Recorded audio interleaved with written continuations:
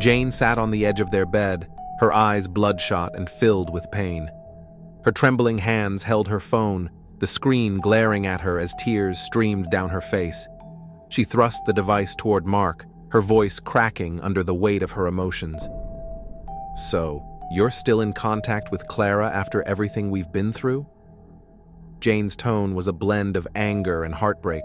She glared at him, her expression unreadable, a mix of betrayal and the overwhelming sadness that consumed her. Mark stood frozen, the accusation hitting him like a blow to the chest. His usually composed demeanor faltered, and he sighed heavily, running a hand through his hair. "Jane, listen. It's not what you think. Don't you dare say it's not what I think," Jane snapped, her voice rising. "I lost my child, Mark, our child. And now, instead of being here for me, you're still entertaining your ex?" Mark's face fell further, guilt lacing his every feature.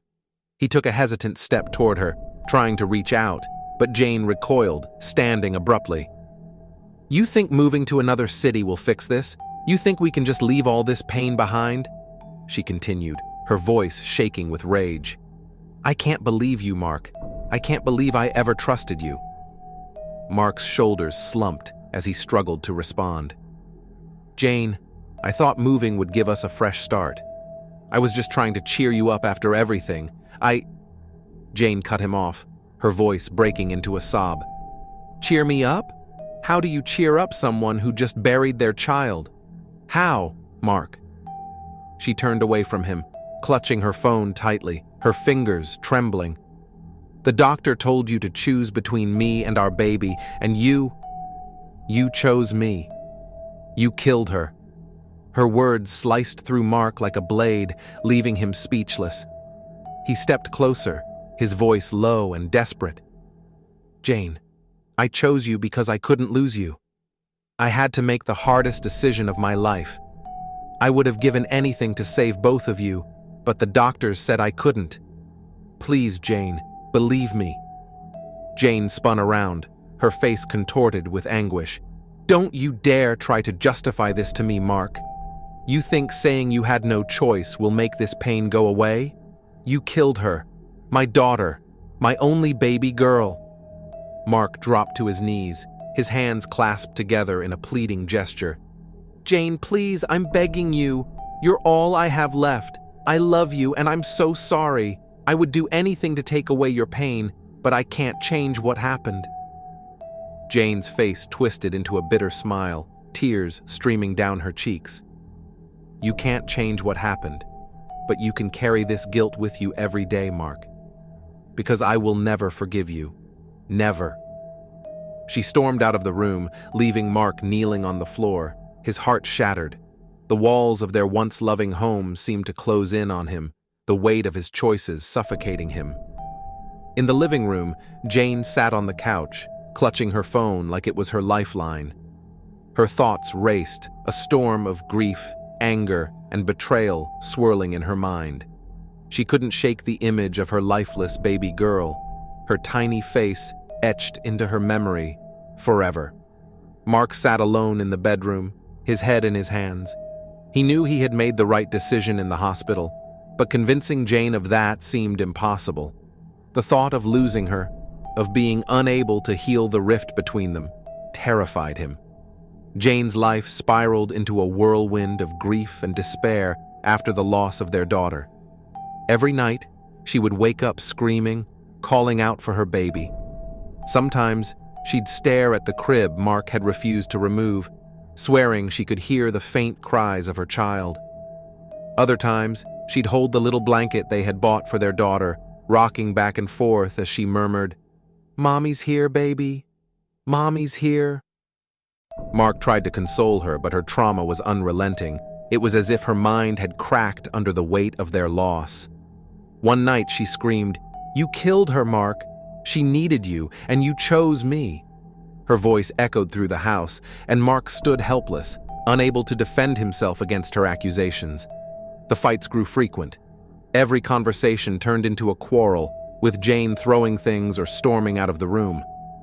Mark began to retreat into himself, overwhelmed by the constant tension in their home. He stayed at work longer, avoiding the suffocating atmosphere of their grief-stricken house. Weeks later, during a routine follow-up with the doctor, they received news that broke Jane completely. The doctor, with a somber expression, explained gently, "Jane, due to the complications during delivery, it's highly unlikely you'll be able to carry another child to term.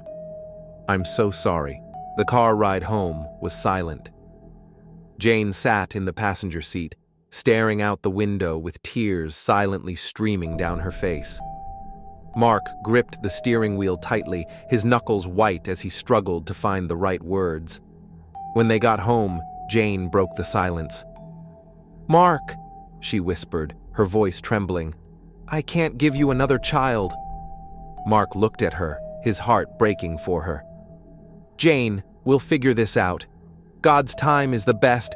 "No!" she snapped, her voice shaking with frustration. "Don't tell me about God's time. I want to adopt, Mark. We can still have a family, we can—" Mark interrupted her, his tone firm. "No, Jane. I said no. We're not adopting. God has a plan for us, and I'm not going to rush it. I've had enough of this." Jane stared at him in disbelief, her chest tightening. "Enough? Enough of what? Of me? Of our life together?" Mark didn't answer. He walked into the bedroom and shut the door, leaving her standing alone in the living room, her heart shattering all over again. Mark already had a son, a fact Jane had painfully accepted when they married. Clara, Mark's ex, had revealed the boy's existence years ago, and although Jane had initially struggled with it, she grew to tolerate the situation. However, after losing her own daughter, seeing Clara and her son became unbearable. Clara's visits grew more frequent. She often brought the boy to spend time with Mark, who adored his son. Jane would sit silently in the corner of the living room, watching as Mark laughed and played with the boy. The sight tore her apart. She couldn't help but feel like an outsider in her own home, a mother without a child, a wife without her husband's attention. One evening, Jane tried to set boundaries. "Mark, can't Clara just drop him off and leave? Does she have to stay every time?" Mark shot her a frustrated look. "Jane, he's my son. I want to spend time with him, and she's his mother. She has a right to be here." "But this is my home too," Jane said, her voice trembling. "And I can't keep watching this. It's too much." Mark sighed, brushing past her. "Jane, you need to let this go." Clara's presence in the house became a constant. She would sit with Mark in the living room, chatting and laughing as if they were a family. Jane watched from the kitchen doorway, her heart breaking as she saw Mark helping Clara with small gestures, adjusting her necklace, handing her a drink, or simply sharing a laugh. One evening, Jane approached Mark after Clara left. "Mark, I'm your wife," she said, her voice cracking. "Why do I feel like I'm competing with her? Why do I feel like I've already lost?" Mark sighed, rubbing his temples. "Jane, you're being paranoid. Clara and I are co-parents, nothing more." "But it's not just co-parenting, is it?" Jane said bitterly. "You're spending more time with her than me. I see the way you look at her." Mark's patience snapped. "I'm tired of this, Jane. Every day it's the same thing. Do you know how exhausting this is? I've been doing everything I can to keep this family together, and all you do is push me away." Jane stared at him, her tears falling freely. "I'm not pushing you away, Mark. I'm trying to hold on, but I can't do it alone." Mark didn't respond.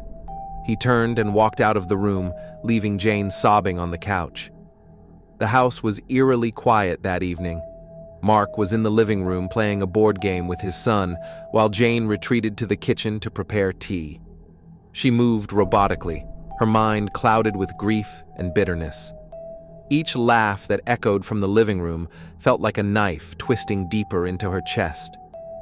As she reached for the tea leaves, a faint voice stopped her in her tracks. She turned slowly and realized Clara was in the kitchen, her back to Jane, speaking quietly on the phone. Jane froze, her ears straining to catch the conversation. "I'm telling you," Clara said in a hushed but sharp tone, Just poison her and have him all to yourself. As long as she's alive, you can't have him." Jane's heart skipped a beat.